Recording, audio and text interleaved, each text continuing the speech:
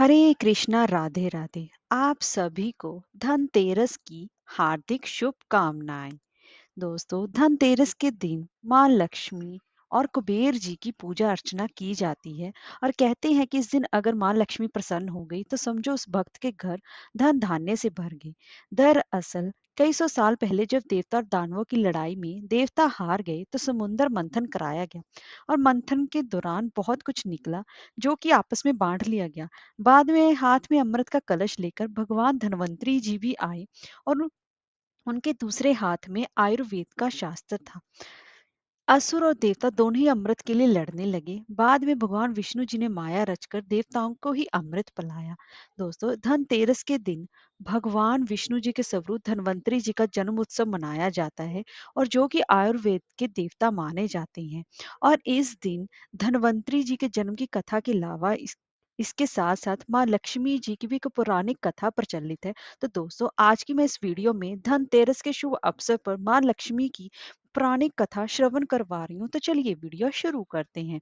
दोस्तों, अगर आपको हमारी ये वीडियो अच्छी लगी हो तो लाइक शेयर और चैनल को सब्सक्राइब करना ना भूलें और कमेंट बॉक्स में जय माँ लक्ष्मी माता अवश्य लिखें। तो चलिए वीडियो शुरू करते हैं।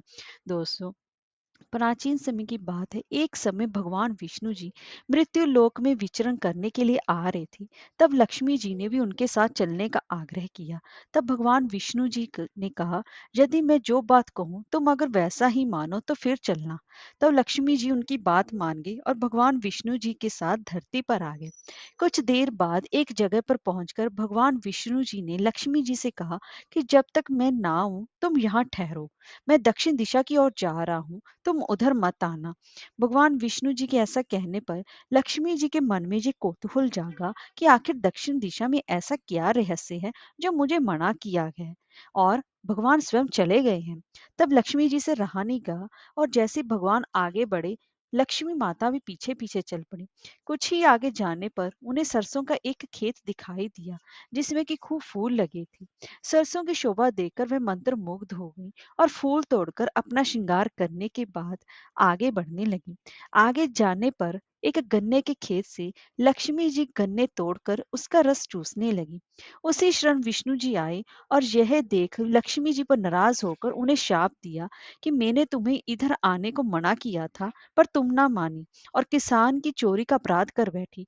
अब तुम इस अपराध के जुर्म में इस किसान की 12 वर्ष तक सेवा करना। ऐसा कहकर भगवान उन्हें छोड़कर क्षीर सागर चले गए। तब लक्ष्मी जी उस गरीब किसान के घर रहने लगी।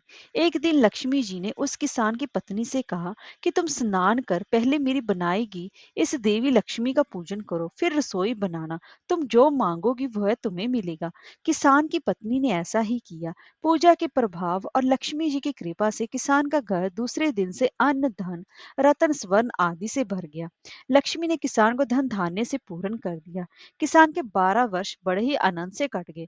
फिर 12 वर्ष बाद लक्ष्मी जी जाने के लिए तैयार हुई। विष्णु जी लक्ष्मी जी को जब लेने आए तो किसान ने उन्हें भेजने से इनकार कर दिया। तब भगवान ने किसान से कहा, इन्हें कौन जाने देता है, ये तो चंचला है, कहीं नहीं ठहरती। इनको बड़े बड़े नहीं रोक सके। इनको मेरा शाप था, इसलिए ये 12 वर्ष से तुम्हारी सेवा कर रही थी। तुम्हारी 12 वर्ष की सेवा का समय अब पूरा हो चुका है। तब किसान हठ पूर्वक बोला कि नहीं, अब मैं लक्ष्मी जी को कहीं नहीं जाने दूंगा। तब लक्ष्मी जी ने कहा, हे किसान, तुम मुझे रोकना चाहते हो तो जो मैं कहूँ वैसा ही करना। कल तेरस है। तुम कल घर को लीप पोत कर स्वच्छ करना, रात्रि में घी का दीपक जलाकर रखना और सायंकाल मेरा पूजन करना।